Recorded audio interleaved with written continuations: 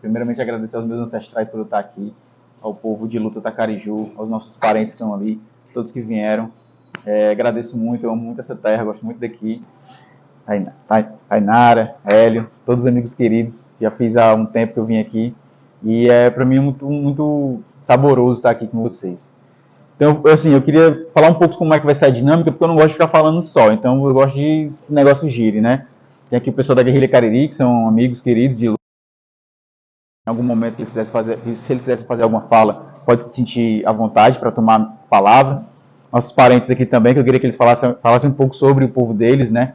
Nossos povos em retomada, o povo Quixelô, nossa parente Williana, nosso parente Avaré, nosso cacique. Então, assim, para iniciar, quero falar um pouco sobre de onde eu venho, né? O meu povo, ele vem um povo sem fronteiras, né? Um povo que vem tanto do Ceará, já ocupou o Rio Grande do Norte, e hoje está no Piauí também, né? Então, da Serra da Ibiapaba, ali, não sei se vocês conhecem, Serra Grande, São Benedito, Carnaubal, Viçosa, descendo um pouco mais para Luiz Correia, Piripiri, São Miguel do Tapuio, São Raimundo Nonato, no Piauí. Então, o meu povo, ele é um povo que não foi aldeado, né? É um povo que não foi aldeado por jesuítas, né? O meu povo, ele tinha inimizade muito forte com os portugueses por conta da invasão. O povo Tacariju, ele é conhecido na história do Ceará como um povo matador de padre. E eu ia falar hoje isso na rádio, e a rádio era do padre. Aí opa. Tem lá na Relação do Maranhão, que é um dos documentos históricos que tem falando sobre o meu povo, um parágrafo lá, que fala justamente isso, do padre Francisco Pinto, que ele tentou catequizar, invadir os aldeamentos tacarijus, e os tacarijus, em legítima defesa, mataram, né, com pauladas de jucá, e saíram arrastando ele até o Tianguá. Então, a partir disso, foi que o governo português, o Império Português, começou a perseguir nosso povo, né, com a caçada ali pelos sertões, e dentro dessa caçada, o nosso povo ele foi se separando, né, se articulando muito mais para o lado ali do Piauí e descendo um pouco mais aqui para o Ceará, ali na região dos Inhamuns, ali entre Novo Oriente, Crateús. E a minha tetravó, ela veio de um local chamado Brejo da Onça, de um aldeamento tacariju que tinha lá. Hoje lá existe um quilombo chamado Quilombo dos Macacos. Poucas pessoas sabem, mas os quilombos e as aldeias, são co-irmãs, né? Sempre existiam indígenas e pretos nas aldeias e nos quilombos. Não era essa coisa segregada como a própria educação mostra pra gente, né? Mas era sempre em comunhão. Porque nós tínhamos e ainda temos um inimigo em comum, que antigamente era a coroa e hoje é o Estado, né? Então, eu venho desse povo, né? Eu ascendo desse povo, eu não digo descendo, porque eu não desço para canto nenhum, eu subo para mais perto ainda dos meus ancestrais. Hoje em dia, nossa família, né, do povo Tacariju, tem a nossa família lá em Fortaleza, em São Benedito, em Carnaubal, e tem outras famílias em Luiz Correia e em Teresina. Nosso povo ele era um povo enorme, e hoje em dia ele está resumido praticamente a umas 5 famílias, né? Para você ver como é o poder dessa colonização, né, o poder dessa destruição. Então, eu lembro muito que a minha bisavó falava que minha tataravó contava para ela que ela parou de falar a língua do nosso povo por medo, né? No diretório dos índios, né, o diretório pombalino, foi proibido a gente falar nossas línguas, né? E hoje nós estamos fazendo essa retomada. Então, esse livro, ele traz essa perspectiva histórica a partir de um indígena contando essa perspectiva histórica, de uma releitura ou de uma nova interpretação desses arquivos, né, como, por exemplo, esse diretório pombalino. Eu sou formado em filosofia, né, pela Universidade Estadual do Ceará, tenho mestrado em estudos da linguagem pela Universidade Estadual de Ponta Grossa, mostro para vocês. Esse livro é fruto da minha monografia e de algumas outras formações e cursos que eu dei. Ele foi lançado em 2021, né? Hélio, abre ele aí, vai passando para o pessoal, para dar uma folheada. Ele foi lançado em 2021, uma coleção chamada Coleção Retomadas. Foi uma coleção que a gente fez uma parceria com a reitoria da Universidade Estadual de Ponta Grossa. Eu tinha defendido minha monografia e a professora falou, olha, interessante esse livro, podia ser lançado. Falei, tá certo, mas a gente assim só tem as propostas, né? Mas nunca ninguém chega junto mesmo para a gente realizar. A gente sabe que é muito difícil, quem é da periferia, quem é indígena, a gente sabe que é muito difícil a gente chegar a realizar algumas coisas e sempre em coletividade. E aí ela nunca rolou. 2 anos depois da minha defesa, uma professora amiga nossa, que foi minha orientadora no mestrado, me convidou perguntando se eu gostaria de lançar o livro. E a gente lançou. Só que a proposta era lançar o livro. E eu fiz uma contraproposta para o reitor. Por que você não acha interessante a gente fazer uma coleção com mais 9 livros de autores indígenas diferentes? Aí essa coleção é justamente isso, a coleção Retomadas. Os livros são e-book gratuitos. Tem no meu Instagram, quem quiser o link está lá. O livro também está gratuito, esse livro aqui, o PDF. E foi assim, nós fizemos essa coleção com 10 livros, 10 de autores indígenas, justamente para circular esse conhecimento, né? Para que a gente possa, os povos em retomada principalmente, possam ficarem conhecidos, porque a gente sabe que o próprio Estado, ele dificulta isso, né, parentes? Se vocês quiserem, inclusive, falar sobre isso depois, ou agora mesmo. E esse livro, ele nasce disso, né? Então, ele trata sobre história, trata sobre filosofia, trata sobre cosmologias indígenas. Por que eu digo cosmologia? Porque aqui é um pensamento do meu povo, né? Esse livro, ele não é um pensamento indígena, digamos assim, de forma genérica. Todos nós pensamos de forma diferente, nós somos povos diferentes, somos nações diferentes. A nação, o povo Quixelô, o povo Cariri, a nação Cariri. O meu é Tarariú, né? É outra nação, mas nós temos a conexão de sermos tapuias, né? Tapuia é um termo que foi dado pelos tupis e pelos portugueses para aqueles que viviam para dentro do estado, ou para dentro do mato, como eles chamavam. E em outra tradução pode ser chamado também aqueles que não se rendem. Então, os nossos povos eram conhecidos como povos de luta, de guerrilha. Né?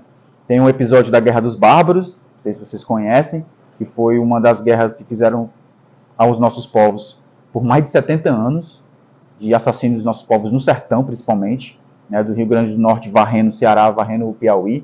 E essa guerra não acabou, como diz lá no livro de história, essa guerra ela continuou. E até uma pesquisa minha também que eu falo sobre isso, que essa guerra continuou e desembocou no cangaço.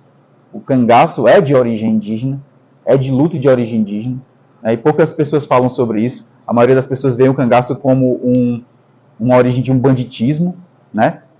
Inclusive, quem escreveu sobre o cangaço, foi um dos primeiros que escreveram sobre o cangaço, foi Gustavo Barroso, e ele era um integralista.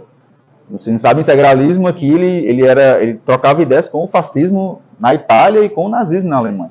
Então, um cara desse escrever sobre os nossos povos daqui, você já sabe do que ele vai falar, né?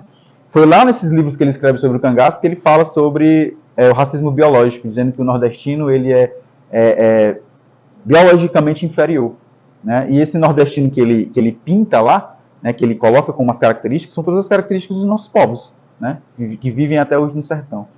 Então, esse livro é justamente isso, é colocar em xeque essa história colonial, essa história oficial, e trazer outra perspectiva de história, de pensamento, de crítica.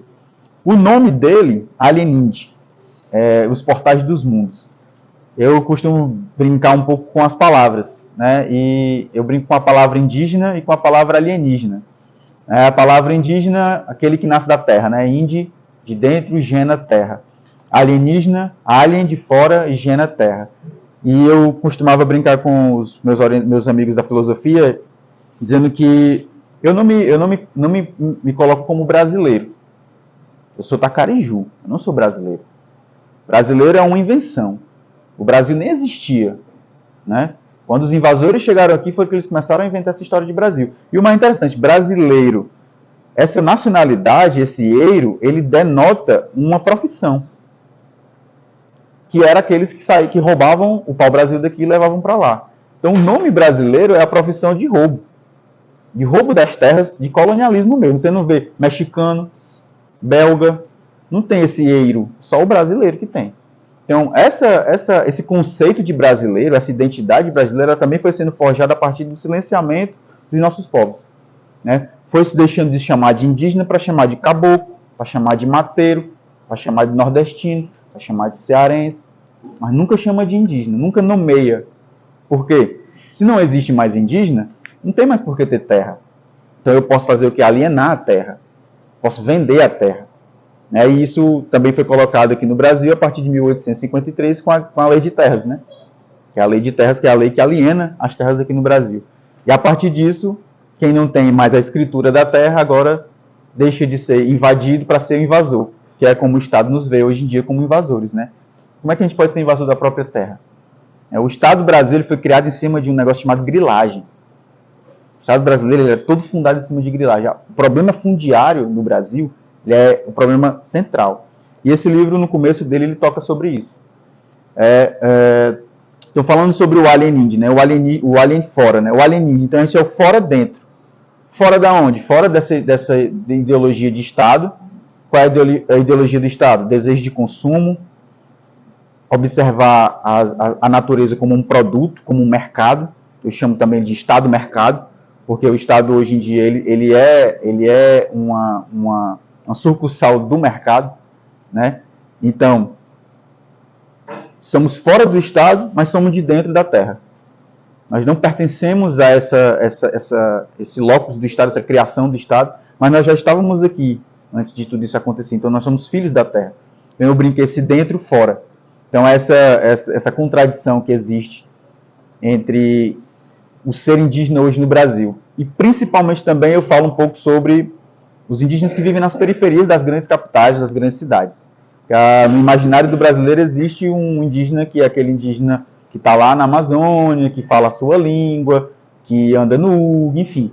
Mas o indígena está aqui na periferia do Juazeiro, está lá no Crato, está lá no Iguatu, está lá em Fortaleza, e ninguém fala sobre isso. Por quê? Porque a própria educação no país não se fala sobre isso, não se coloca esse tema, né? Não coloca, porque é uma ferida, né? Uma ferida colonial.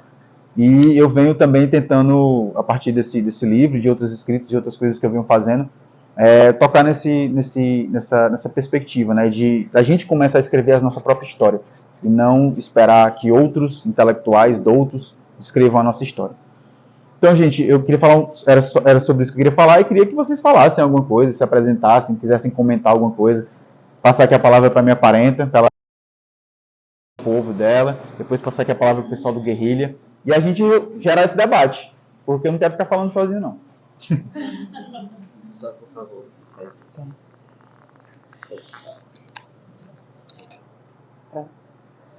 Boa noite. Me chamo Eliane, sou esposa do Cássio Cavaré. A gente é do povo Quixelô, Cariri, lá de Iguatu, né? É muito gratificante ter recebido esse convite, de estar aqui hoje prestigiando esse momento, o nosso parente, o lançamento do livro dele, com um título tão sugestivo, né? Que é o Alienide. Eu só tenho a dizer muito sucesso para você. Eu não sou boa de palavras, porque eu sou muito emotiva. E vou passar a palavra para o meu esposo, para ele falar mais. Fale um pouco sobre a luta do povo de Quixelô, como é que tá essas retomadas. Boa noite. O pessoal conhecer vocês. Como ela falou, da Gia Quixelô. Falando nessa questão da retomada, né, é bem complexo para a gente também, como ele falou, a questão da gestão, a questão do governo, e quer nos apagar a todo custo, né? Nas escolas não fala da verdadeira história dos povos indígenas, fala do índio, né, que é um termo bem estereotipado, que não tem condições de a pessoa sempre querer acreditar, né? A gente tem retomada tanto como de território, como de etnia, de pessoa, né? É que a gente passou agora, esses últimos dias, do nosso evento, um evento que a gente planejou para um bate-papo de 20 amigos, só que quando a gente começou a postar, repercutiu muito, muito grande, fugiu do controle, a gente tentou algum apoio, né, na nossa cidade, que da mesma forma nos apagaram, quiseram nos apagar, né? Viu, achavam que não ia ter um progresso bacana e acabaram que não, viraram as costas pra gente. Mas a gente é um povo guerreiro, um povo de resistência, que é o que temos que ser sempre, né? Se a gente busca força hoje, nessas parentadas, eu busco, além disso, bem lá atrás, né, na minha tataravó, que minha mãe sempre contou a luta dela, que perdeu um membro da sua perna na luta indígena. Então, me coloco nisso. E a gente, não, vamos conseguir. Vai correr atrás, a gente consegue.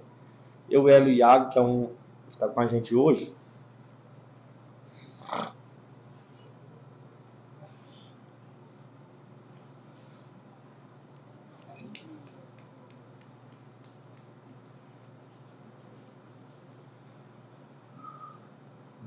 É um sonho bem distante, a gente já de 2 anos e nunca conseguimos, né? Aí foi que o Iago entrou e disse, não, vamos focar. Vamos firmar. E a gente conseguiu Uma pisada. Independente de qualquer um branco, né? Que eles que tentam nos pagar todo o custo. Não vai dar certo não, mas faz assim, faz daquela forma. Não, a gente faz da nossa forma. A gente teve 10 planejamentos para esse evento. No dia não teve nada a ver com o planejamento. Foi que os ancestrais botou força. Os encantados indicou, jogou. Calma que vai dar certo. Até a quinta-feira a gente tinha muita coisa para resolver. E eu louco em casa, vixe, caralho, vai chegar a galera aí e não vai dar certo. Aí, mais um ponto negativo, esse Iago, amigo da gente, perdeu a moto dele, por isso tomou a moto dele, que era o corre da gente. Disse, não, Iago, mas vai dar certo, tenha calma, a gente passa o evento para resolver. Fizemos um evento belo mesmo, que eu nunca imaginei isso daquela forma, né, que todo mundo desmotivando a gente, que não ia conseguir, que não tinha apoio, vocês não têm apoio, e a gente botou o pé no chão, sentimos vontade de fazer, a voz da encantaria, os ancestados, e a gente conseguiu, né? E a retomada em si, né, em 2021 a gente tentou uma retomada de território que foi por água abaixo por conta muita ajuda que prometeu antes da gente entrar no território, que vou te ajudar, a gente vai chegar junto, a gente vai correr, que virou as costas, que viu que a gente ia aumentar nossa força. Porque quando você entra num território, né, a força aumenta. Você vai fazer uma palestra nas escolas, você vai numa praça fazer uma roda de toré, você vai fazer uma conversa, e eles não querem isso. Porque sabe que essa articulação, a gente se reunindo, até com o não indígena que quer apoiar, a gente vai crescer, a gente vai mostrar a verdadeira história dos povos originários, e é o que eles não querem. Eles querem que a gente fique lá no poço, caladinho, com aquela pedra em cima. E quando a gente grita resistência, é que a gente toca na ferida deles. Eles não querem isso, né? A gente vê aí muitos povos indígenas ressurgindo, como agora, depois do nosso encontro, ressurgiram uns parentes que tinham medo, né? Que eles são bem velhos, têm 50 anos, 60 anos, e ele ouvia o que os pais, os avós deles falavam, que era para se esconder, que não era para falar nossa língua, não era para dizer que era indígena, porque a gente, indígena, nas vezes, são persistentes, têm garra. Eles conseguiram apagar até um certo tempo, né? E de alguns anos para cá a gente está unindo forças, né? Que a gente antigamente tinha seu povo, como tinha os tabus, e começaram a criar a nação Xilô, Tarariu, que até não existia, era só uma nação só, mas quando começaram a dividir, foram se escondendo, ficou fraco a luta. Mas de um tempo para cá estão todo mundo se unindo, todo mundo se chegando e aumentando a força, né? Foi o que aconteceu agora com o Cacique Botuca Preta, que quiseram desarticular a articulação dele toda, e eles, não, eu vou só com isso aqui. Eu tinha isso aqui, mas não me deram, desmotivaram a gente, eu vou com isso aqui. E tá aí hoje na Assembleia, deu a cara dele, mostrou que tá lá. Não pude ir, tinha muita coisa para fazer, mas é isso. Se a gente não persistir, às vezes, será que eu sou indígena? Minha avó foi indígena. Como é que tua avó foi indígena e teu sangue corre na veia e tu não é? Né? No Iguatu tem muito disso. Ei, macho, minha avó era indígena. Mas eu não sou não. Disse, como? Tu não é neto dela? Porque se tu é neto dela, pode ter 300 anos atrás. Corre o sangue nas veias, tu é indígena. O neto de um jabuti não é jabuti, não? Pois é, procura saber, procura conversar. Mas será de que povo? Aí é uma conversa minuciosa, você vai tentando em contato com pessoas, né, que a gente muito com o Valdivino, que é um cara que auxilia a gente nessa área de saber qual é o povo que você pertence. Que não é porque você mora em Quixelô, que seu passado morou em Quixelô. Ele pode ter migrado de outro canto, né? Mas é tudo povos originários, todos povos indígenas que tem que se unir. Porque eu vejo muito isso, é os povos indígenas rachando o movimento. Que eu acho que não deveria acontecer isso. Independente da sua nação, a gente é um povo. E o povo é para estar junto, com garra, com força e perseverança. Então, se você for se esconder no meu povo que tem 50 famílias e o meu só tem 5, se tu não unir força com eles, eles têm algo que teu povo não tem, que vai agregar para poder unir força, para poder aumentar aquela potência, né? Hoje no Iguatu, a gente já teve no Iguatu 50 pessoas no movimento. Teve umas brigas internas, teve uma rachada. Hoje eu estou com 8 famílias, né? Vivendo em contexto urbano, que para alguns contexto urbano não é indígena, porque você vive na periferia, você é favelado, você é preto, você é pobre, mas não é, nunca toca o nome indígena. E a gente tem que estar brigando todo dia. Eu sou indígena, como eu falo. Às vezes eu saio eu fui numa escola para dar uma oficina de maraca, cheguei lá, a gente deu um calote. Se eu fosse desmotivado por conta disso, onde é que está meu povo hoje? Esses aqui, né, estão entrando agora, o Iago, hoje está aí, feito a reunião interna, que é a primeira vez que eu não estou em reunião, eu não vou conseguir, se você vai. Você entrou para conseguir. Não foi para poder, talvez não. Você quer estar na luta, a luta é isso. Eu quero estar vocês do meu lado. Não é porque eu sou uma liderança, eu quero estar à frente de vocês, não. Eu quero estar atrás. Quando vier o BO, eu vou para frente, resolvo com vocês. Mas as coisas boas eu quero que vocês participem também. É isso aí, parente. Falando um pouco sobre a retomada que o parente falou, aqui no estado do Ceará, em 1863, foi um relatório feito, que depois esse relatório tomou força de decreto, que não existia mais povos indígenas no estado. Oi, parenta. Vou te dar um abraço. E a partir da década de 80 do século passado, né? Depois, eu até esqueço que eu nasci no século passado. Alguns povos começaram a fazer essa retomada, digamos assim, oficialmente, né? Povos Tremembés, povos Tapeba e os Taguaris.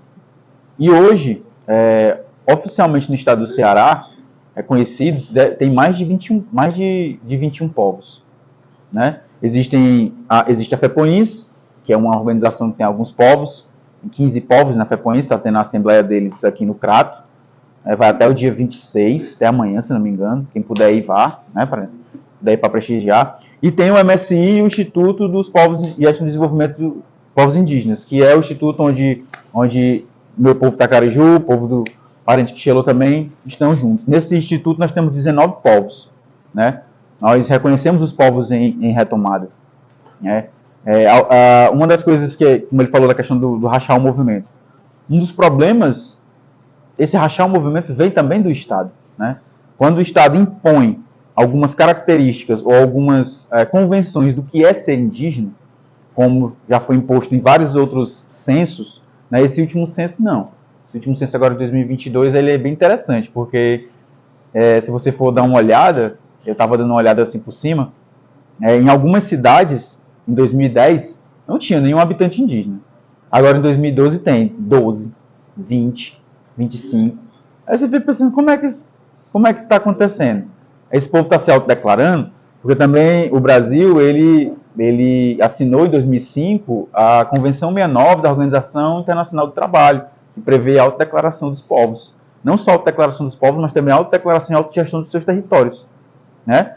E os povos em retomadas, as questões de retomadas é isso. Não é só a retomada do território, é a retomada de um jeito de viver, é sair do silenciamento, quebrar esse silêncio colonial que nos foi imposto, porque a colonização ela não acabou, ela acontece ainda agora.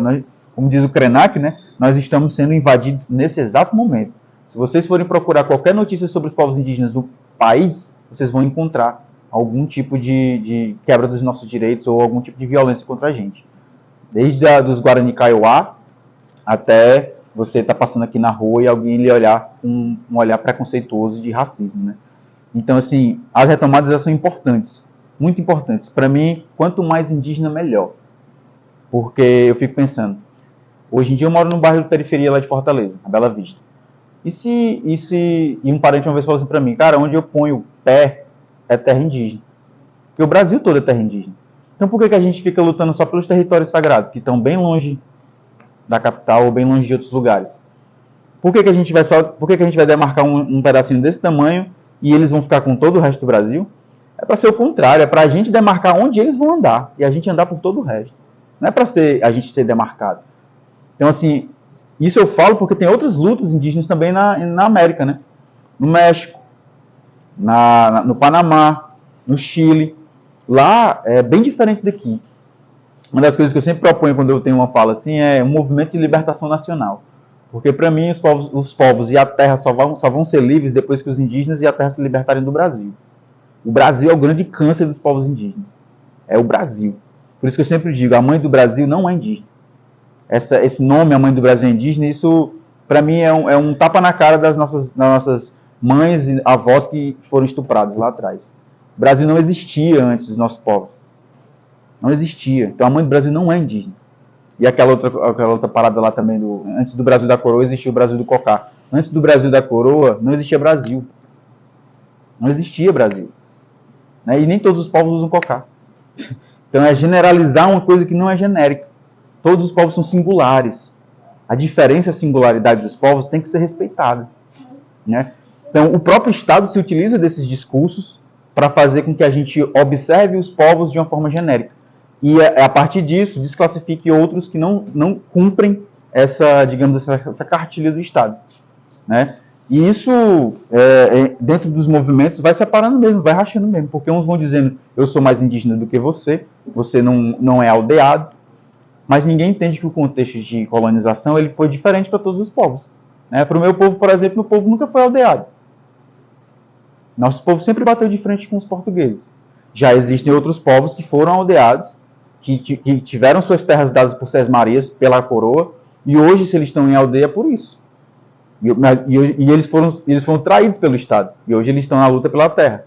Existem vários tipos de contexto. Existem aldeias urbanas. Lá em São Paulo, Guarujá é uma aldeia urbana gigantesca, é um bairro enorme. Dentro de São Paulo. Quem é que sabe disso? A aldeia Maracanã. Do lado, vocês sabiam que do lado do estádio lá do Maracanã tem uma aldeia indígena?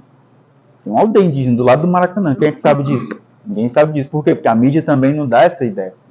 Mas né? o Guga falou, ele faz comentários sobre tudo, até sobre 300 bilhões de quilômetros de futebol. Ele não fala. Aquilo ali não é indígena. Para o senso comum, né, para essa ideia de brasileiro, aquilo ali não é indígena. Por quê? Porque está no meio da cidade. Indígena é o pessoal que está lá no Amazonas, lá no Xingu, lá não sei aonde. E esquecem que a colonização começou pelo Nordeste. Né? Se demoraram a chegar lá, no Norte, é porque aqui eles comeram muita peia. E a gente também. Né? Antes deles passarem por lá. Então o contexto de colonização ele é muito grande. Então para pensar os povos indígenas, a gente não pode pensar de forma genérica. A gente realmente tem que se aprofundar. E por que eu chamo para essa luta, né? Assim como o Parede chamou?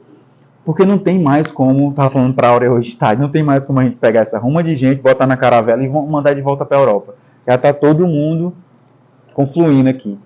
Então a gente tem que aprender a viver. E aprender a viver com a terra. Essa forma com que a gente vive devorando a terra, como o Krenak fala, né? A gente vê a água num rio como um recurso. Não é um recurso. Ali é um encantado, ali é uma encantaria, ali é um parente. Isso vai acabar um dia se você continuar destruindo. Né? Eu tive contato com os parentes lá de Moitas. Eu gosto muito de andar por todos os territórios porque eu gosto de ouvir as histórias dos parentes, eu gosto de fomentar cada vez mais retomadas. Eu estava com os parentes lá em Moitas. Alguém conhece Moitas? Litoral Oeste, Caraizinho de Amontada, aquela região ali perto de Itarema. E lá eles lutam contra as eólicas. Né? E contra a especulação imobiliária também. E eles têm medo de se afirmarem como indígenas. Eles estão na mesma situação que nós já tivemos um dia. E eu chego junto lá justamente para fortalecer isso. As retomadas é isso. Né? É a gente ir atrás do território, fazer a retomada do território. Ah, mas você não está no... Como o Cacique Avara falou uma vez, mas você não está no seu território ancestral. Como assim que eu não estou no meu território ancestral? O Brasil todo é território ancestral. Então, onde eu quiser fazer uma retomada, eu posso fazer uma retomada. Quantas e quantas fazendas são improdutivas por aí? Quantos e quantos hectares estão na mão de Tasso Gereissati, essa galera que só suga a gente? E por que a gente não pode fazer essas retomadas? Né?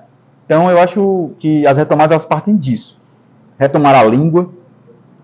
Muitos povos daqui não eram considerados indígenas por alguns antropólogos, ou por alguns linguistas, porque não tinham a língua. Mas nós estamos fazendo a retomada da língua.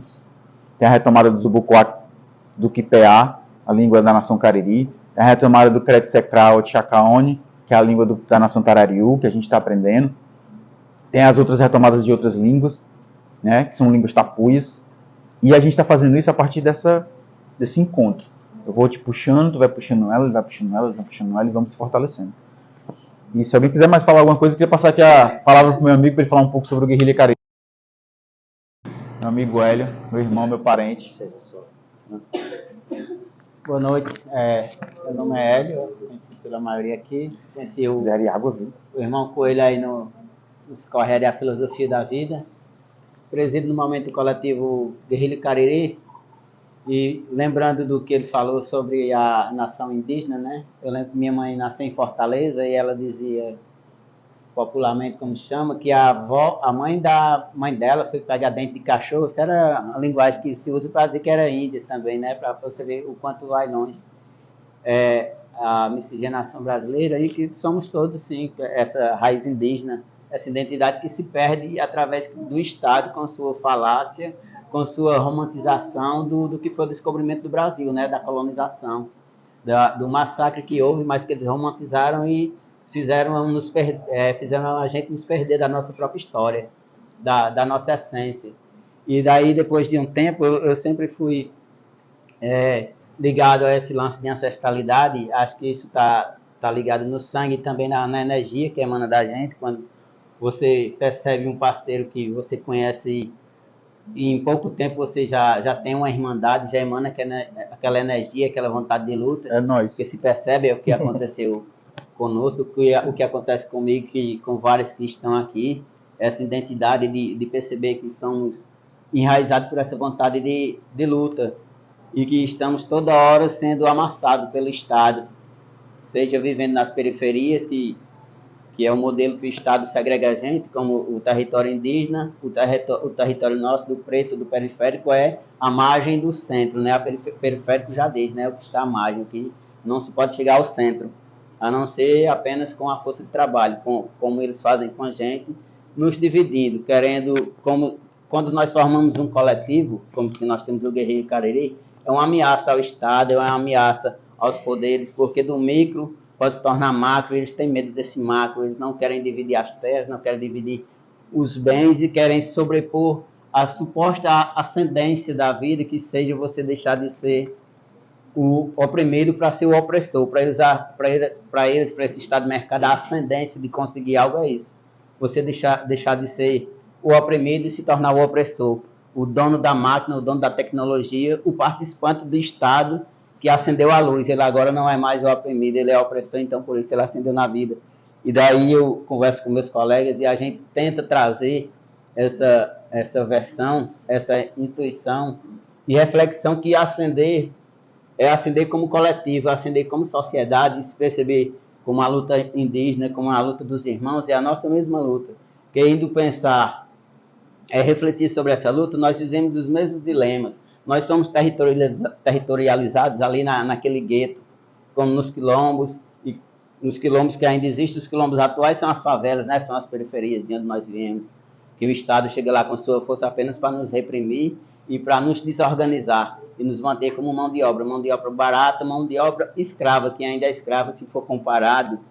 As correntes estão aqui nas nossas mentes, nas nossas cabeças, que é toda hora a grande mídia divulgando e permeabilizando a nossa mente do que é essa ascendência de que seja ser apenas um instrumento para que eles continuem em cima e a gente embaixo. Nunca sendo uma comunidade, nunca sendo irmandade, nunca vendo o nosso próximo como o próximo. O próximo é alguém que está para competir com a gente. É esse espelho de competição que se gera até da palavra meritocracia, né? Que eu acho uma palavra racista, fascista e qualquer outra coisa aí que os istas trazem na sua integridade de ser, que são as palavras que colocam na nossa mente para que essa ascendência seja particular e não seja plural.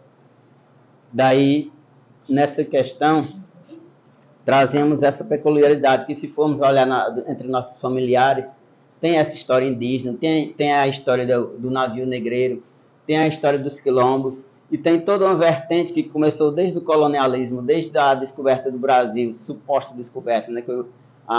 Quando o batismo do Brasil, feito pela igreja, feito pelos padres jesuítas, né? Que batizam a terra e que se apropriam da maneira mental, né? Da maneira da reflexão de mente, quando você é cristão, ou você não é cristão, então ou você aceita a Cristo na versão deles, ou então você morre.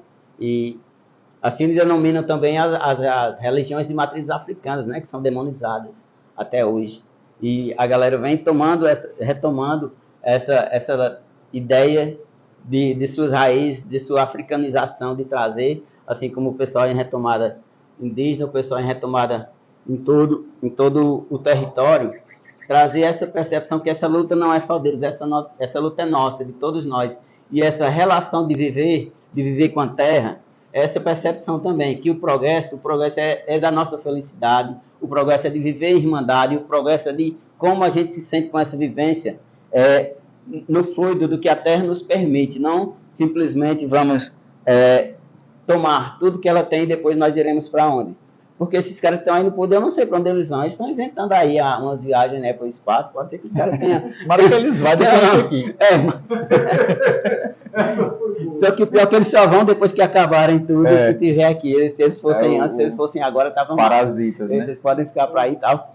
Só que a ideia, a gente sabe que não é essa. A galera vive, tem aqueles filmes de ficção, né, que a galera chega e ocupa e tal, e acabam com toda uma visão de vida em um planeta, e eu fico pensando que nós, a partir dessa visão que tem de progresso e do capitalismo, é que somos os próprios alienígenas, que chegamos e acabamos com a Terra, e agora a galera está querendo procurar a vida em outro planeta, porque sabem que estão acabando com essa, mas a fome de poder e a sede do suposto progresso que eles inventam e não dão um braço a torcer, que estão errados, os levam eles mesmos a pensarem isso, mas continuam na sua degradação, na sua imposição de valores, subvertendo os valores que nós temos, para que o valor é o valor de mercado, o valor de mercadoria, e nós como mão de obra, e essa mão de obra, que ela só é reposta quando está faltando.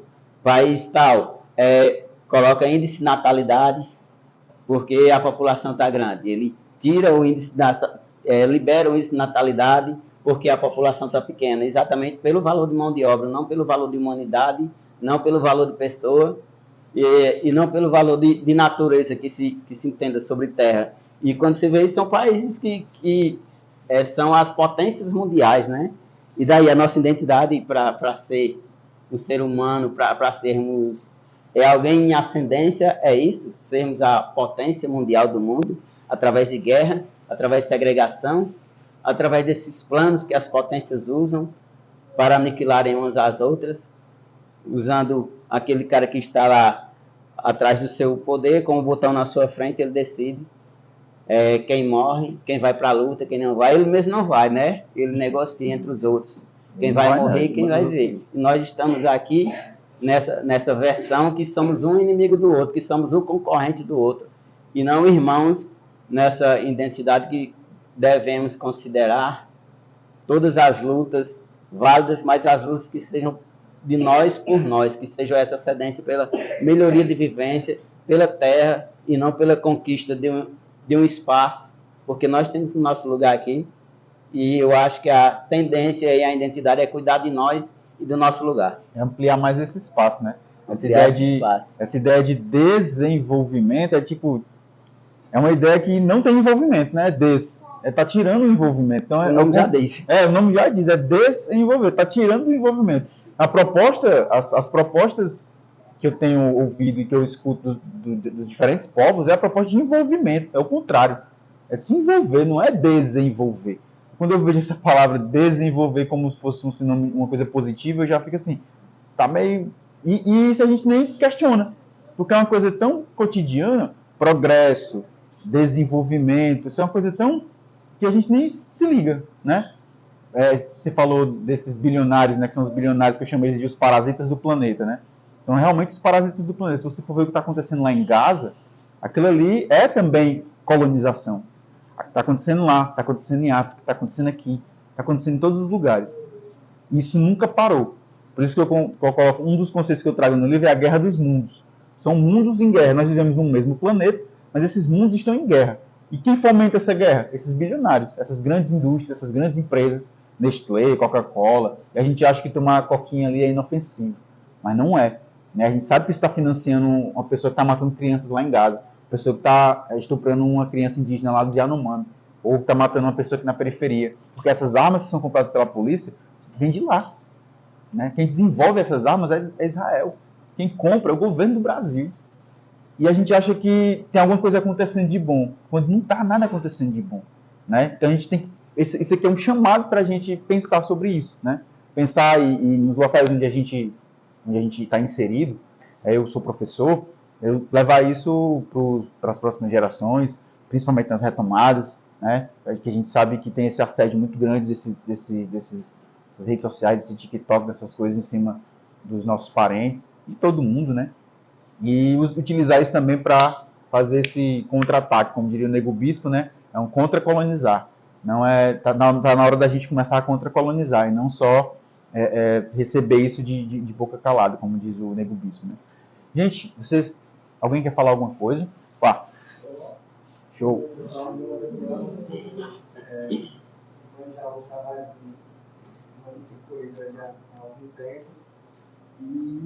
E como ele é da filosofia, né, vou pegar aqui um termo aqui do Deleuze e do Guattari, que é o desterritorializando e reterritorializando, né?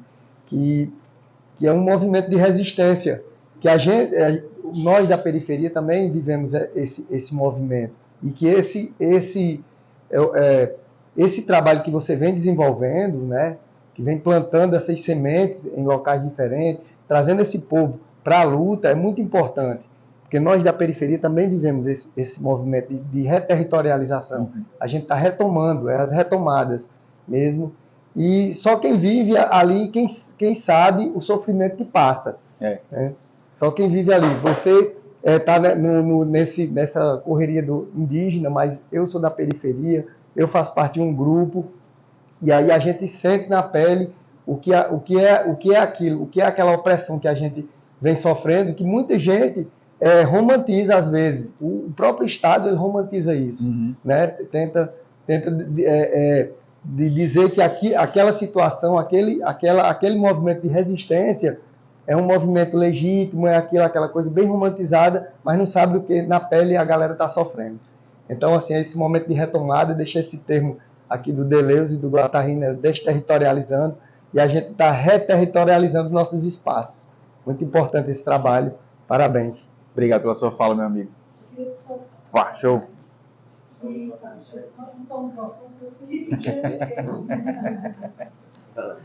Segura, por favor.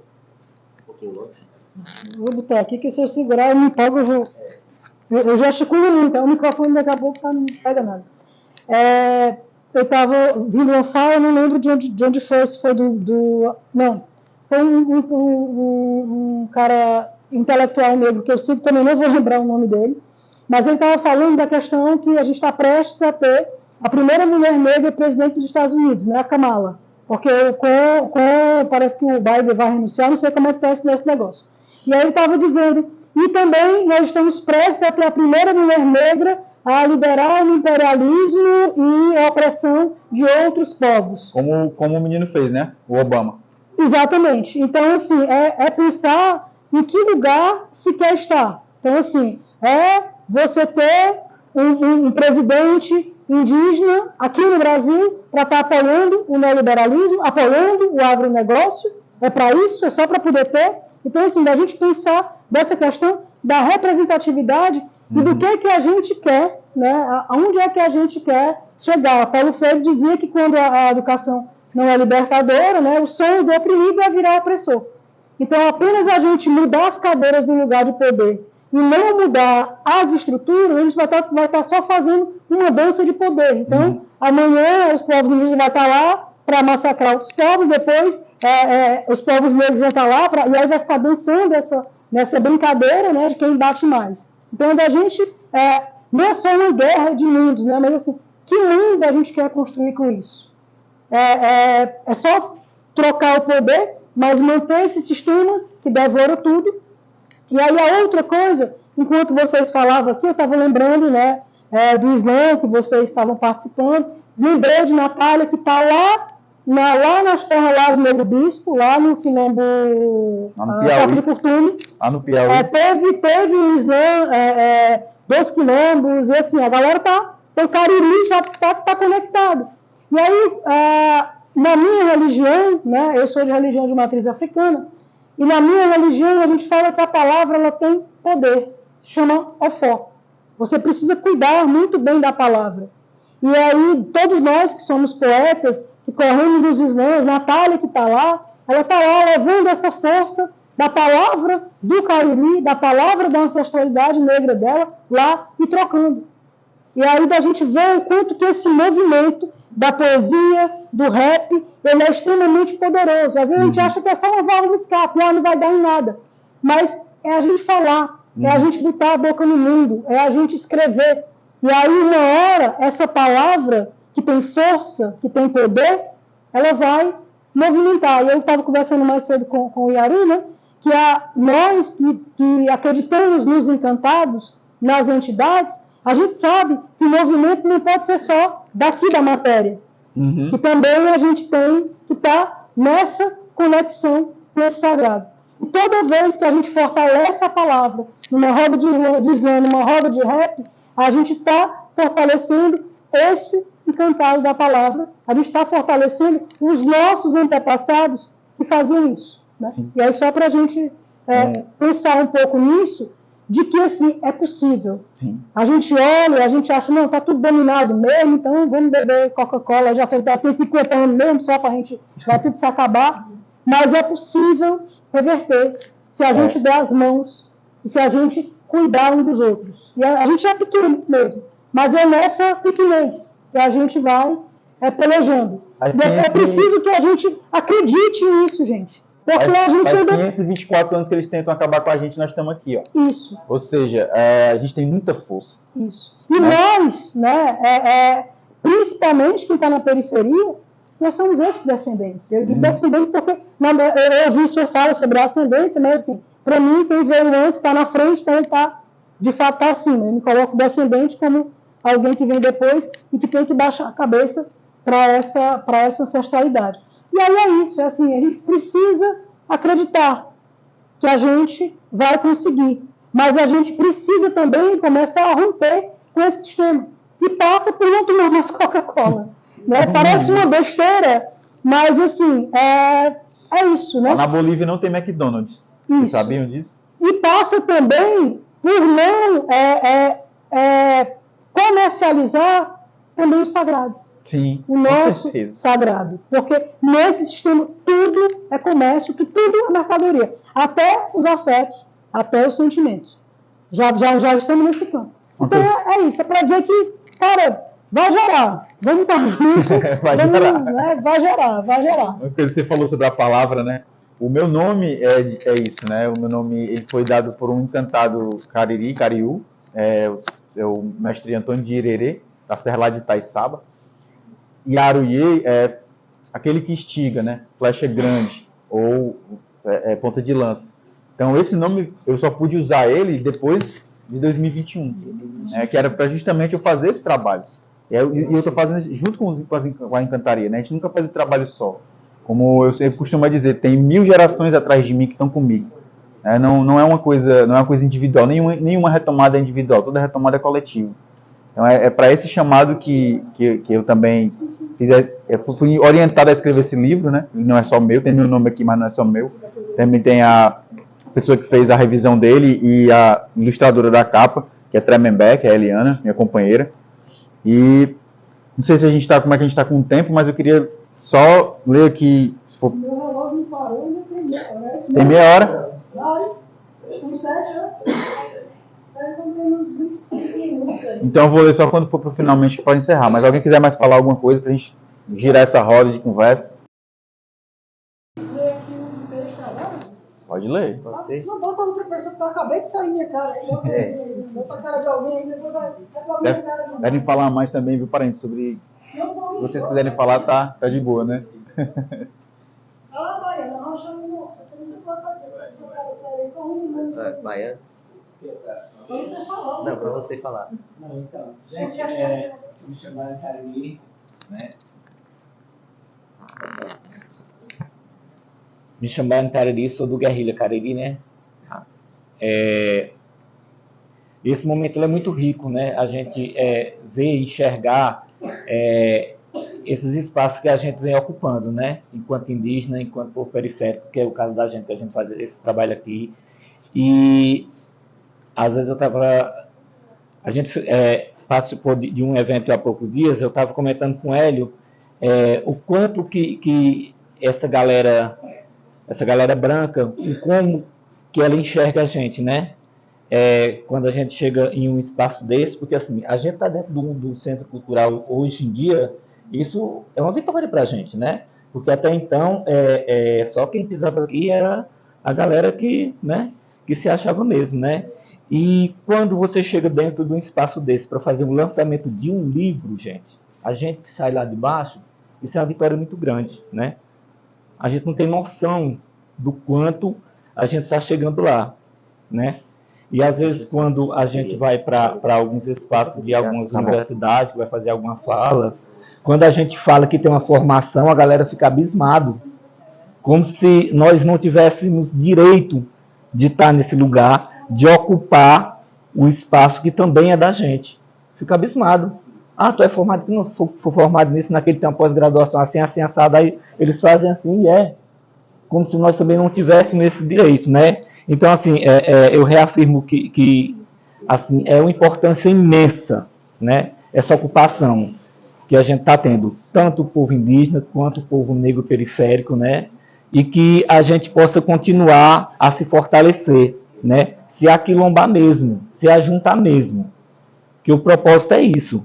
O sistema ele quer a gente cada dia mais cego, cada dia mais burro, cada dia mais distante de universidade, de uma faculdade, né? Então, assim, e hoje a gente ter pessoas como Coelho, que está lançando um livro hoje aqui para a gente, e a gente ter pessoas da periferia que tem formação, né? Então, isso é um ganho muito grande para a gente. E que a gente não pare por aqui, né? Que essa luta a gente comece a esticar esses braços e a fortalecer essas raízes, né? E é isso que a gente vem tentando fazer com o coletivo que a gente tem, né? Que é o Guerrilha Cariri, né? Para quem não conhece, a gente tem a página da gente no Instagram, vez por outra a gente faz reuniões, né? A gente convida o pessoal para que venham até a gente conhecer o Guerrilha Cariri, enxergar esse trabalho que a gente faz numa comunidade periférica que é massacrada, que é o bairro João Cabral, né? Que todo mundo, quando às vezes a gente vai chamar um Uber ou um mototáxi, alguma coisa que diz que é para o João Cabral, a galera cancela, né? Para o João Cabral não tem ônibus, não tem nada. Então, assim, que o bairro que a gente faz esse trabalho, que a gente tem essa construção lá, lá não é só violência, não. O João Cabral não é só violência. Lá é um centro de cultura. Eu acho que um dos maiores aqui do Cariri. Quantos mestres de reisado não tem lá do João Cabral? Eu acho que vocês conhecem. Agora, esse final de semana, a gente fez o Rebuliço Cultural, que é a produção minha, da Tata Tavares e do Dextape MC. A Áurea teve o prazer de estar lá com o pessoal do Slam. Foi lindo, não foi, Áurea? Após o movimento, teve um café maravilhoso para a gente, não foi, Áurea? Então, assim, o João Cabral ele não é só violência, né? E que a gente, aos poucos, a gente do Guerrilha Cariri, a gente está tirando essa venda dos olhos dessas pessoas para que eles possam enxergar o bairro João Cabral de uma maneira diferente, tenham mais sensibilidade, né? Então, assim, eu queria encerrar a minha fala falando só que certo, gente? Nós podemos chegar lá sim. Então, assim, a gente se juntar mesmo, se aquilombar, e é isso aí. João Cabral presente. João Cabral presente.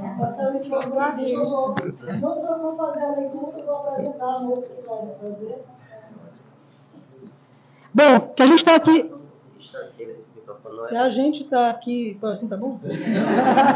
Se a gente está aqui no coletivo, acho que a gente tem que partilhar, né? O Edilson me chamou para fazer uma leitura, e aí eu estou chamando a responsável por essa casa, que é a Marilúcia, a bibliotecária daqui, que é uma mulher negra, de ascendência indígena. Depois ela vai conversar com você a história, mas isso aí ela me contou ali de pé de orelha, e eu só posso dizer isso, que o resto é com ela. E é isso. E aí, falando sobre ocupar espaços, né? Você ter uma mulher negra responsável por uma das bibliotecas mais importantes de Juazeiro. Então, assim, é sobre isso. E aí, vou passar a palavra para ela, que ela vai ler aí esse poema, que eu acho que tem tudo a ver. E vamos lá. Como é? Tá bom aqui? Por favor. Obrigada. Obrigado, Áurea.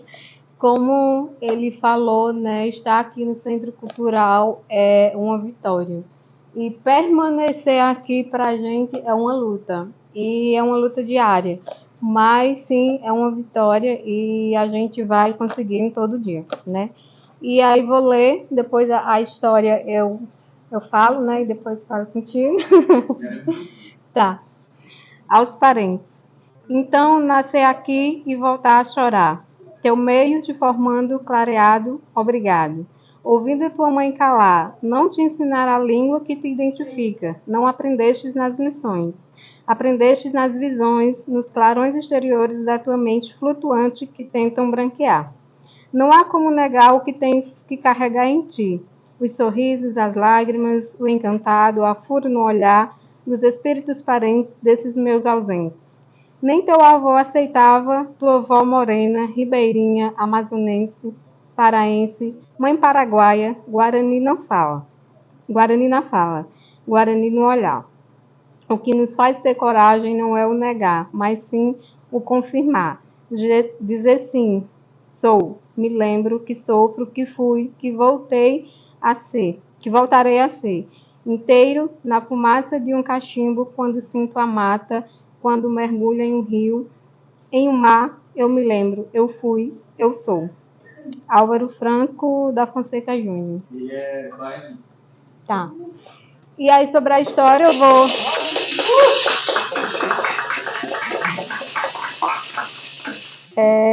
Como você falou, existem várias nações, né?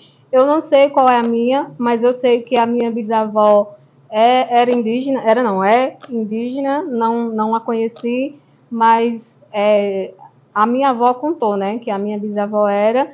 Não tenho informações de que povo, de que nação, mas sei que as minhas, né, origens são essas. E aí depois a gente conversa mais para. A parenta Vivi, ó, daqui da região, pode também conversar. Sim, né? Vamos trocar conversas.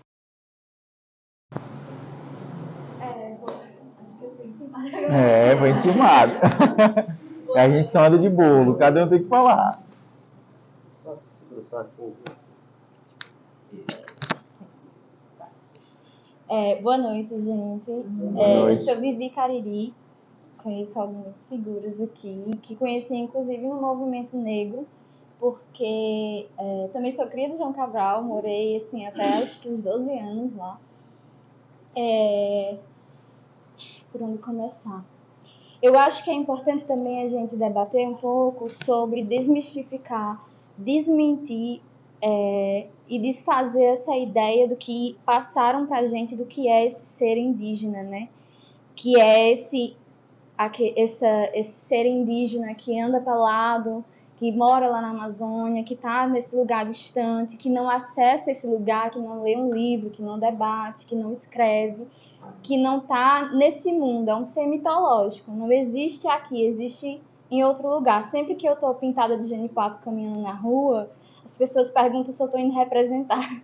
Se eu estou indo representar, fazer alguma apresentação, imitar um indígena, né? Me fazer de indígena. Não, eu sou indígena. De onde? De onde? Como assim indígena? Daqui? Não existe indígena daqui para as pessoas, né? Não existe indígena no Nordeste, não existe indígena na cidade. E desmistificar também essa ideia do fenótipo, que a gente cai muito nisso, que o indígena tem uma imagem de ser específica. E eu caí nessa falácia, né? Quando eu estava na faculdade, eu me encontrei dentro do movimento negro, a partir das leituras raciais, e fui me chegando nesse lugar. E as pessoas olhavam para mim e me diziam, mas tu é negra, tu é isso, tu é aquilo, olha teu cabelo, olha a tua cor e tudo. Eu disse, não, de fato sou negra. Ao mesmo tempo em que eu sempre escutava a minha avó falar, meu avô era caboclo bravo. Meu avô era da mata, era caçador, era da Paraíba, não sei o quê. E eu nunca parei para me aprofundar, nunca tinha parado, na verdade, para me aprofundar quem é esse avô, quem é essa pessoa, quem veio antes de mim, né? Para além do meu fenótipo, que sou lida socialmente como uma pessoa negra por causa do meu cabelo, do meu tom de pele, do lugar onde eu moro, da forma como eu me visto, as pessoas vão ali te estereotipando e te colocando numa identidade específica. E aí é importante eu saber quem eu sou e de onde eu vim. Porque a minha avó, ela me levou até esse lugar de me dizer indígena. Ela me falou a minha ancestralidade. Ela me disse quem veio antes de mim. Nem todo mundo tem isso, né? Porque nem todo mundo tem esse privilégio de ainda ter um pouco dessa memória preservada. E isso foi muito importante, foi um processo também, porque eu entrei em crise, assim, estava escrevendo TCC, disse, meu Deus, sou negra, sou indígena, sou o quê? Como que isso funciona, né? Porque eu comecei a me questionar o que veio antes, para além do meu fenótipo e do que as pessoas determinavam sobre o que eu sou e que identidade eu tenho. E identidade é algo que você diz, né? Não é algo que o outro impõe, não pode ser dessa forma. Então, eu precisei passar por um processo também de entendimento do que é esse ser indígena e do que é uma identidade, do que é ter uma ancestralidade e quem veio antes de mim. A minha família, ela é formada por o que a gente chama de caboclagem, né? Que é sempre um casal que tem ali um indígena e tem um branco. E a minha família tem muito disso. Deixa eu ver, me perdi um pouco. Mas é isso, é importante a gente desmentir esse estereótipo e essa ideia do ser indígena para que outras pessoas também possam se reconhecer nesse lugar a partir da sua ancestralidade, daquilo de onde foram plantadas as suas raízes, né? Quem ainda consegue ter acesso a elas. As minhas foram arrancadas, eu tenho aí, pelas minhas pesquisas, eu me digo cariri e também sou acolhida pelos cariris. Porque a retomada, como o parente falou, ela é coletiva.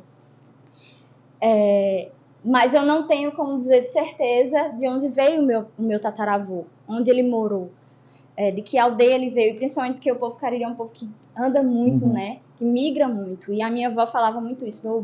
Meu avô não gostava de estar muito tempo em um lugar, ele gostava de estar sempre mudando, assim.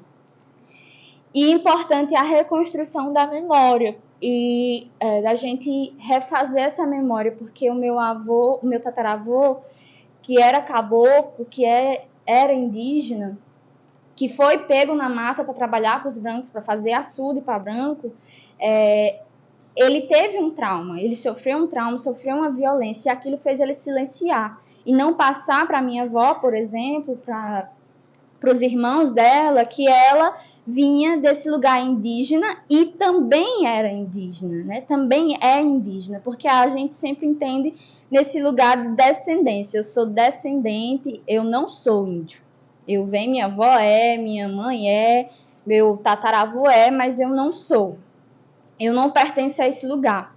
E isso é engraçado, porque conversando com a minha avó, eu perguntei a ela, né, avó, e com tanto parente assim na família indígena, a senhora se considera indígena, se considera índia? Ela, não, porque eu sou mais como a minha mãe, ela dizendo, né? Eu sou mais como a minha mãe porque eu gosto de estar na cidade, eu sou mais moderna. Índio gosta de estar na mata, gosta de estar... Porque na cabeça dela, ser indígena era uma figura muito específica e muito fechada que ela não fazia parte.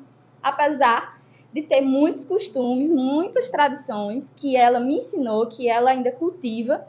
Quando ela chegou aqui no Juazeiro, porque as minhas raízes foram plantadas na Paraíba, ela fazia banho de folha, ela comia, fazia concha com casca de coco, comia nessas cuiazinhas de casca de coco. Então, ela tinha muitas tradições que foi tendo como negativo, ela foi deixando para lá e foi se entendendo para longe desse lugar, porque ser indígena é ruim.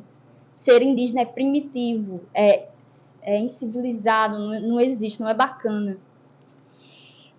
E depois eu tive esse momento de conversa com ela, e depois de um tempo a gente assistiu um trabalho, uma peça de teatro de uma parente Tremembé, que ela veio aqui pro Sesc, e ela trouxe um espetáculo, né, a partir dessa identidade de indígena Tremembé dela, junto com outra parente também, e eu levei a minha avó para assistir. E aí, no final do espetáculo, a parente perguntava, e tem indígena aqui na plateia? Minha avó levantou a mão, eu tomei um susto. Eu tomei um susto, porque até então ela não se via nesse lugar, né? Até que eu e minha tia, minha irmã também estivessem movimentando esse lugar dessa retomada indígena, a minha avó entendia o indígena como aquele lugar distante, que não pertencia a ela, pertencia ao avô dela, mas a ela não, pertencia ao pai dela também, que era caçador, mas a ela não pertencia. E aí, quando a gente começa a visualizar esse indígena, né, principalmente para nós parentes, essa coisa da imagem é muito importante. A gente visualiza esse indígena ali fazendo teatro, fazendo arte, na cidade, trabalhando, em contexto que para nós, no imaginário social, não faz parte do ser indígena, a gente começa a refletir, e a minha avó refletiu. Porque para ela ali, ela começou a se dizer indígena e a falar para as pessoas que estavam do lado dela, que não sei quem da família dela era indígena, era isso, era aquilo. E aquilo foi uma empolgação para ela, ela se sentiu pertencente e se reconheceu também na tradição e na cultura que foi mostrada no espetáculo. Então, ouvir você, parente, e ouvir outros parentes é muito fortalecedor, porque é nesse lugar, né? Todos os dias a gente tem que reafirmar essa identidade. Eu tenho que dizer, porque todo mundo tenta desdizer, tenta negar essa identidade que me pertence. Todo dia eu tenho que levantar, lutar e redizer, não, é isso aqui que eu sou, é isso aqui que compõe as minhas raízes e que compõe a minha identidade. Todos os dias. E ouvir os parentes fazer isso junto, na coletividade, é muito mais fortalecedor. Então, eu estou muito feliz, assim, de ter conhecido o seu trabalho, o seu livro, parente. Estou louca para ler. Eu também sou formada em filosofia. Eu sei. Muita coisa para dialogar, assim, porque eu dei uma desistida, assim, da filosofia, porque é um lugar difícil, é uma filosofia que mata muitos povos, que mata muitas ciências, muitos saberes. E é muito difícil existir nesse lugar da filosofia.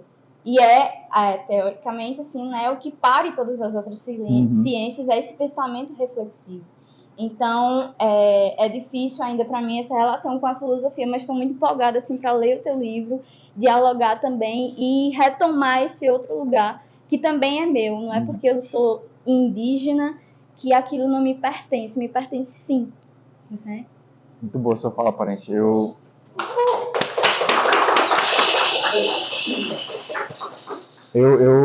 Desculpa.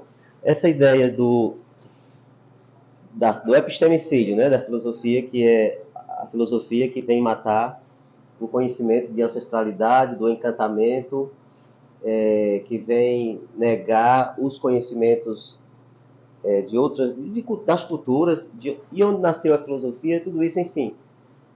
É uma forma também, a gente tem que entender que a filosofia, que você agora filosofou, né? Que você foi uma filósofa, agiu como filósofa, defendendo seus direitos, enfim. E a filosofia, de fato, ela deve estar a serviço da dignidade humana, dessa retomada, do encantamento, do desaprender para aprender de novo. Então, a filosofia, eu também sou filósofo, tá? Desculpa, tá? Sim, mas, viu? Mas é isso, eu sou professor, sou Edilson Botelho, do canalzinho que eu tenho no YouTube, Memorial Afetivo, né? Aqui algumas pessoas já me conhecem. Então, Memorial Afetivo. Eu acho que aqui nós estamos vivendo um momento de afetividade coletiva, uma memória coletiva. E a gente aprende muito. Eu sou professor, eu sou humanista e tive educação católica, cristã, já fui seminarista, mas assim, 6 anos, mas eu vejo que a gente está todo dia aprendendo, todo dia a gente está descobrindo, se redescobrindo, e enfim, alguém falou aqui em 50 anos, que já está morrendo, mas não, eu tenho 50 anos, e eu estou nascendo, eu quero aprender, eu não sei o que é, quem eu sou. Então, eu acho que é uma redescoberta, é uma retomada em todo instante, e nós estamos aqui juntos. Eu quero fazer parte dessa história com vocês. Eu tenho pessoas, você vê assim, pele branca minha, mas eu tenho pessoas, né? Minha tia, ela casou com uma pessoa de pele negra e assim, caboclo, foi o cara mais assim, decente da que eu digo que nós temos na nossa família, que eu considero como tio, e aí, assim, é uma afetividade muito profunda que a gente aprendeu. E a partir daí a gente começa a conviver e ver que uma cor de pele não limita a nossa condição humana de ser, não é? Então, é uma questão de parentar, essa aparentada, nós somos parentes, assim, né, eu diria. Meu pai tem também uma certa vaidade de dizer que era da família tal. Eu sou da família tal, tipo assim, família Luna. Ele tem uma vaidade, família Luna, né? Aí, família Botelho. Pô, mas isso é muito pouco, isso restringe demais. Eu acho que a ideia de ser humano, de desconstruir um pouco essa coisa de propriedade de um nome, de um sobrenome, é preciso ampliar essa ideia, tá? Eu acho que é isso. Tá entendendo? Eu até queria saber um pouco o que é ser parente na compreensão indígena. Né? Eu acredito que eu tenho muitos alunos que são parentes lá na escola, na EP de Araripe. Eu tenho muitos alunos parentes, mas eles não se reconhecem. Como tornar aqueles meninos lá de Araripe, uma cidade até, assim, eu diria, com muitas dificuldades sociais, né? De renda mesmo, renda per capita lá é baixa, não sei se é porque é extrema aqui do nosso estado, mas enfim, como reunir esse povo, meus alunos, gerar neles essa consciência de parentes, que eles são parentes, né? Isso que a parenta Vivi falou é no começo do caminho, né?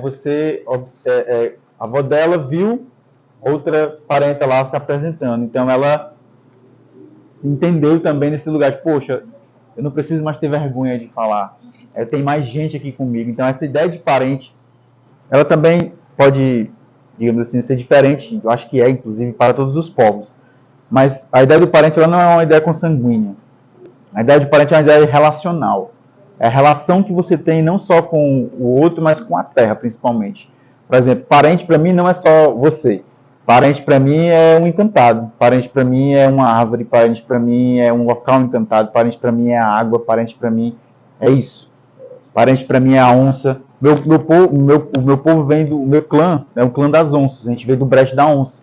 Então a onça, eu tenho um nome de onça, que é dado por elas. Eu sou parente delas. Esse nome eu só posso usar quando eu estou com elas, na encantaria. Então, nós temos essa relação de parente. Não é uma relação consanguínea, não é uma relação, digamos assim, hierárquica. Né? É uma outra relação. E essa relação ela sempre é construída a partir desse envolvimento, como eu falei, como o Ailton Krenak fala, como a Jenny Nunes fala sobre descolonizando afetos. Né? A retomada também é disso. É você ir destruindo essa colonialidade que foi feita a partir para a gente se relacionar como a gente se relaciona hoje, esse mundo capitalista, e retomar isso, destruir essa colonialidade e retomar uma outra perspectiva de memória, de sonho, de oralidade, de comunidade, de parente. Né? Eu acho mais ou menos por isso. Quer falar mais ou menos sobre alguma coisa sobre parente? Da mesma forma dela, né? Minha mãe sempre falava assim, desde que eu lembro. Só que eu nunca tinha despertado para descobrir o porquê e como. Ela não tinha muita explicação, mas ela fazia muito brinquedo, que nem peteca, fazia umas cortinhas de plástico, pegava aquele saquinho de bombom, ia colando, entre uns brincadeiros com barbante, e a gente brincava e se divertia muito com aquilo ali. Aí, no ano de 2016, 2016, eu descobri uma pessoa que se dizia cacique de Iguatu, né? Aí foi que eu despertei o interesse, a curiosidade de saber. Né? Eu perguntei como é que eu poderia saber qual era o meu povo, que até a gente não sabia, porque não sabia que ia ser de índio. Aí ele disse, não, a gente tem que percorrer seus antepassados, onde é que eles vieram, se eles migraram, se era daqui.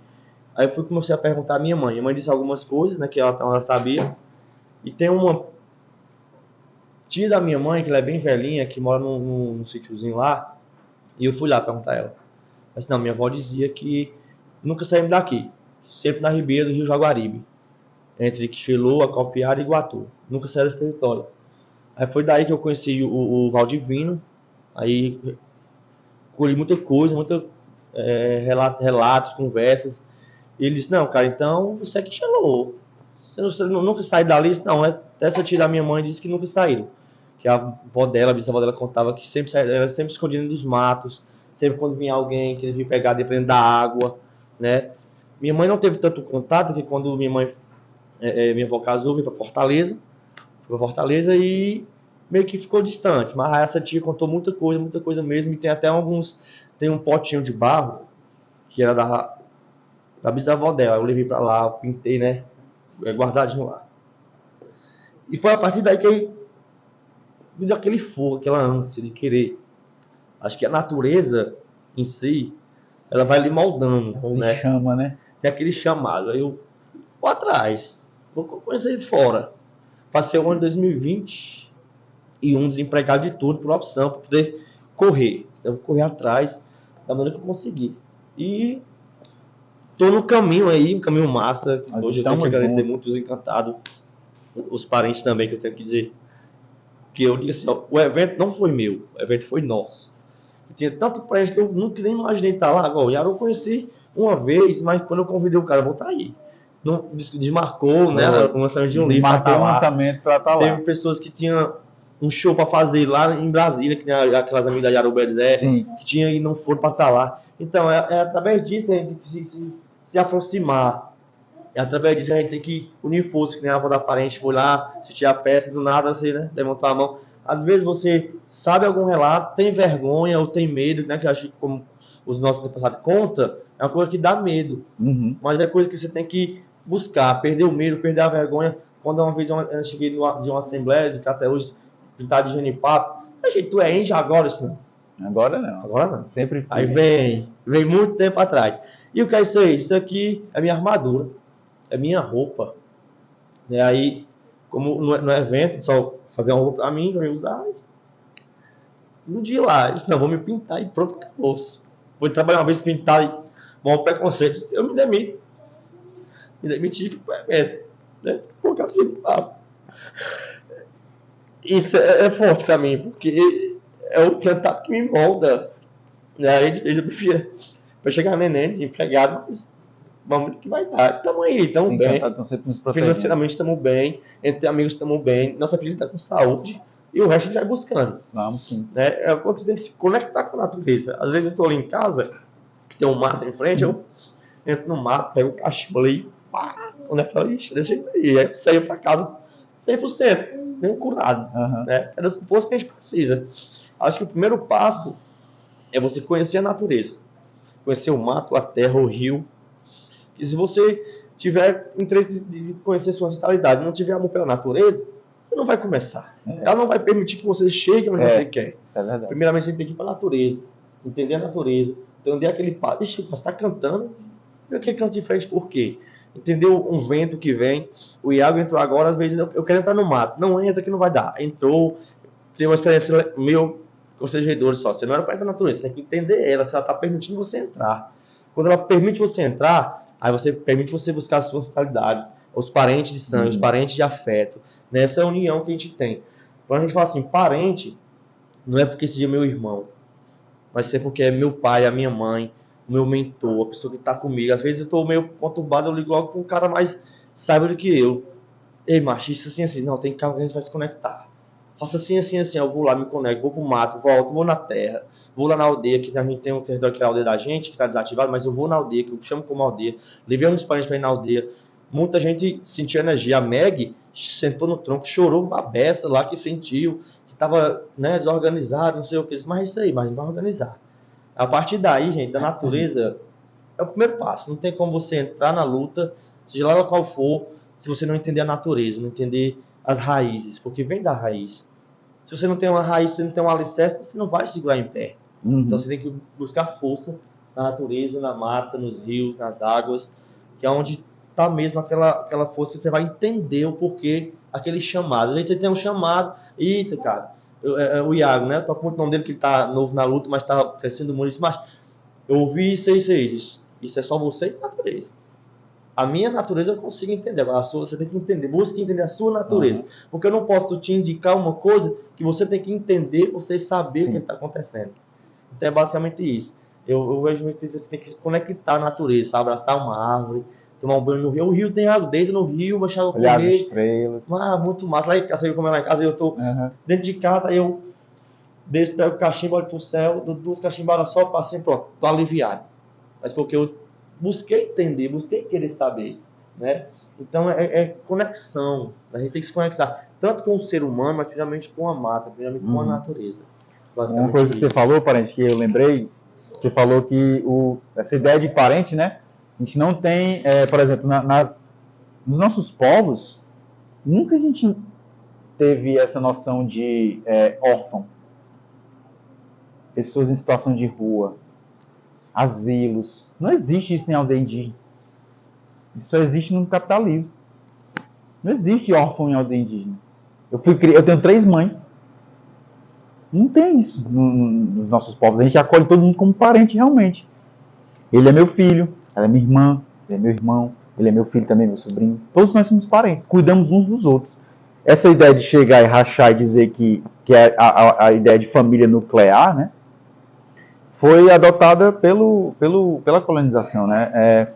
Lá em São Benedito, em Carnaubal, o nosso povo, antigamente, é chamado de povo do buraco, porque a gente vivia dentro de buracos enormes, assim, de 32 metros de diâmetro, assim, coisa bem grande, sabe? E lá em São Benedito ainda tem esses 32 buracos na terra.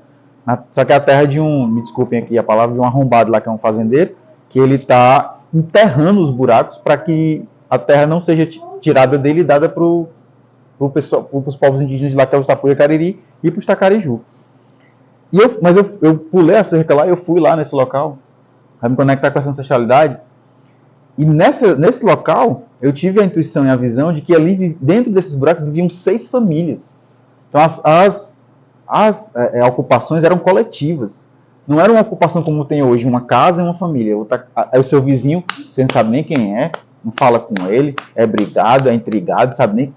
Viviam 6 famílias dentro. E isso também foi colocado pelo Diretório Pombalino, né? Que não tinha mais que ter famílias coletivas, agora as famílias tinham que ser separadas. E por casas, né? Você não podia mais se envolver com o outro de forma a ser parente. Então, você chega lá em casa e pergunta quem é quem, todo mundo é parente. Não vai dizer, fulano é adotado, fulano... Não, todo mundo é parente, todo mundo é da mesma família, todo mundo é do mesmo povo. Todo mundo come do mesmo jeito, todo mundo chora junto. É isso. Meu avô, pai do meu pai, né? Que tinha muita gente na casa dele direto. Era cheio, eu não entendi o porquê. Ele disse, que ele é meu filho. Eu penso meu tio, ficou aquele negócio de tio. Depois a gente vai crescendo e não, ele não é filho do meu avô, ele é filho de uma mulher que faleceu e ele trouxe pra cá. Chegou um tempo na casa, no sítio Tanque, lá no Iguatu, que tinha acho que umas 30 pessoas na casa do meu avô. Aí tinha uma casa muito grande e uns galpão. Quando o galpão não dava, ele fazia as barracas e colocava todo mundo. E eu tinha todo mundo como tio, como avô, né? E tinha aquele respeito, só que depois não, ele não é parente de sangue, mas é parente porque teu avô adotou, teu avô não deixou lá o relento, né? Meu avô era bem conhecido na cidade e todo mundo dizia, não, quando ele via alguém, uma pessoa que estava numa calçada que não tinha para onde ir, colocava em cima da garupa do cavalo, então na carroça e levava para casa. Então tem um rapaz que faleceu há um tempo aí, que ele todo dia ia na casa do meu avô e pedia a benção. E eu passei a pedir a benção a ele como um tio. Aí passou um tempo, eu conheci a mãe dele e disse assim, não, Cleuton não é filho do seu avô, não. É porque seu avô gostava de acolher todo mundo. E todo mundo gostava de se dar benção ao seu avô. E muitas pessoas, há um tempo, acho que uns 5 anos atrás, morreu seu Chico, né? Que já era quase legado do meu avô, mas dava benção ao meu avô como fosse tio dele. E não era parente, né? Essa coisa, a gente acolher a parentada como um todo, como uma família, para unir forças, né? Eu lembro que meu avô levantava muita gente. Às vezes a pessoa estava ali, não, vou te dar essa vaga, você vai, no final do terreno você faz uma sua tapera lá, de barro, e pode vir com sua família.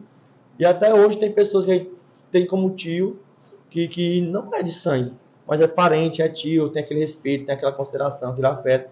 Às vezes tem aquele parente de sangue que não tem respeito, como um de afeto respeita. E a gente tinha muito disso, no meu avô tinha muito disso mesmo. De dizer assim, é meu tio, a benção é meu tio. Hoje em dia, várias pessoas passam na universidade lá, benção, teu tio, eles, é meu tio, mas não é filho da minha mãe não, não é filho do meu avô não, é tio. E a gente tem muito de brincadeira, é um tio mestiço, mas é tio por respeito, por afeto, por consideração, a gente tem muito disso. Mais alguém, a gente quer falar alguma coisa? Compartilhar, conversar. Para encerrar, né? Mas deixa eu só fazer um negócio aqui. Bota aqui, ó. antes de eu passar a palavra para você fazer o fechamento, eu quero fazer um convite. Amanhã começa o Rock Cordel. Então, amanhã, sábado e domingo, a partir das 8 horas, ali na estação Monsenhor Murilo, que é a estação de baixo, do teleférico do Horto, aqui no Salgadinho. Estou apontando para cá, mas geograficamente eu sou um problema. Enfim, na estação Monsenhor Murilo, é só vocês procurarem lá o endereço, é aqui no Salgadinho, não é lá em cima do Horto, porque como é do teleférico do Horto, a galera confunde. E aí, já que a gente está falando desses movimentos, amanhã o Rock Cordel vai abrir com a mestra Maria de Thier, que é do Quilombo do Souza, vai estar lá com a sua roda de coco, com as suas manifestações, e aí depois a gente vai ter João do Crato, enfim. Mas o Rock Cordel abre com a mestra Maria de Thier. Então, quem puder chegar junto. E aí tem os outros dias também, sábado, domingo, uma festa muito bacana, e todos estão convidados. E é isso. Aí eu passo a palavra para você. Na verdade, fechar. eu queria pedir para minha amiga Tainara ler, porque eu gosto muito quando ela lê. Esse poema aqui. Você não quer, não? Tem certeza? Absoluta. Sem querer, tá certo também. Oxe, mas tá todo mundo aqui já acolhendo, ninguém vai ali. Tá bom, então. Se não quiser, tudo bem. Alguém quer ler? Ah, aqui a minha parente vai ler. Aqui é minha parente. Esse aqui, começa aqui e vai até aqui. Bota aqui na tua roupa, assim. Esse é um poema inspirado num poema zapatista, né? O movimento zapatista Exército Zapatista de Libertação Nacional, que eu me inspirei para fazer esse poema aí. O dele aqui, acho que isso aí, rapaz. Perdão. Pronto, obrigado. Tá piscando. Então vamos trocar aqui, dá licença.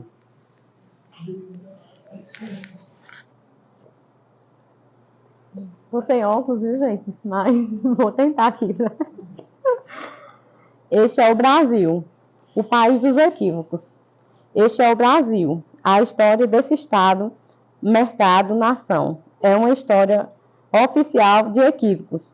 Equivocaram-se há 520 anos, dizendo que nos descobriram.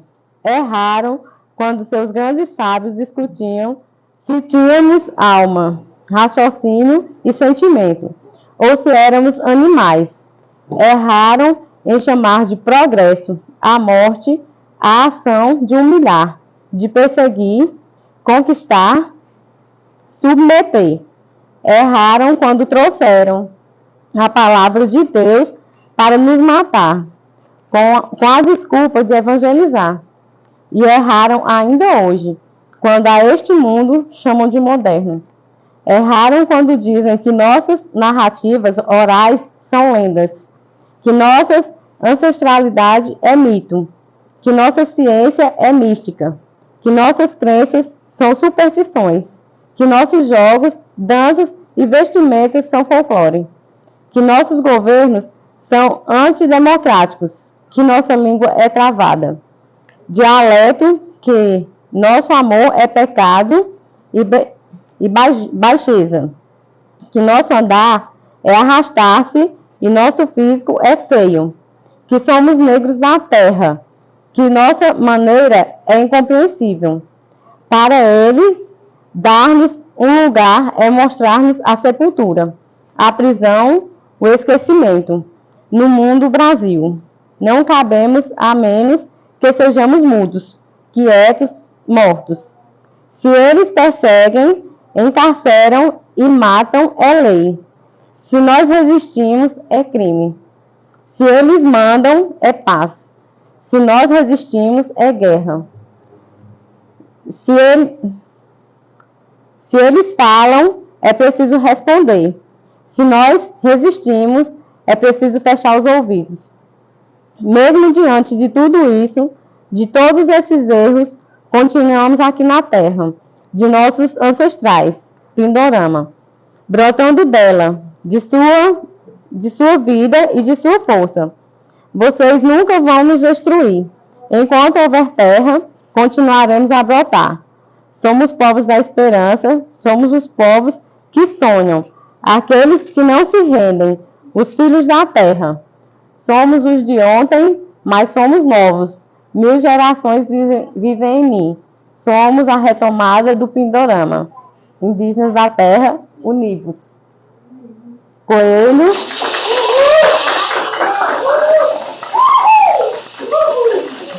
Muito bem.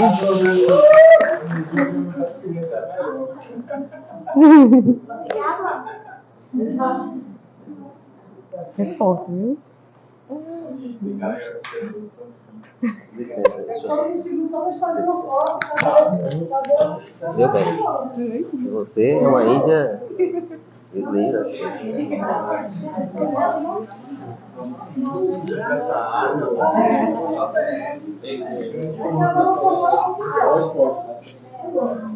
Ok.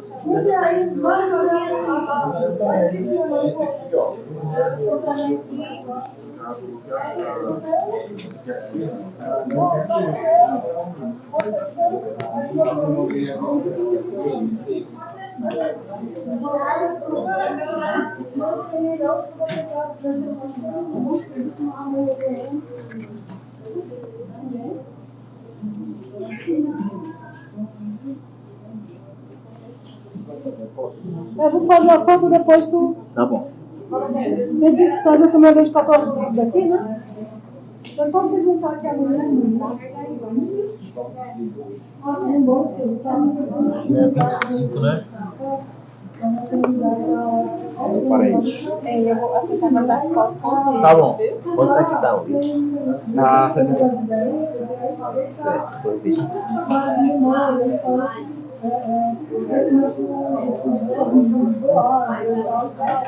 E olha, se eles não servem, né?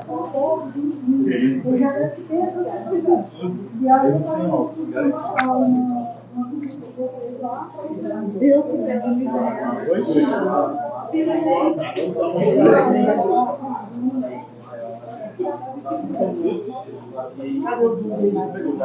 Eu vou passar a foto aqui, ó. Vamos tirar a foto todo mundo. Vamos lá. Quer falar alguma coisa? Gostou? E aí, você gostou? Eu gostei muito. Seu nome? Janaína. Nome indígena. Você é daqui? Sou de Juazeiro. Eu sou tímida. Casal lindo.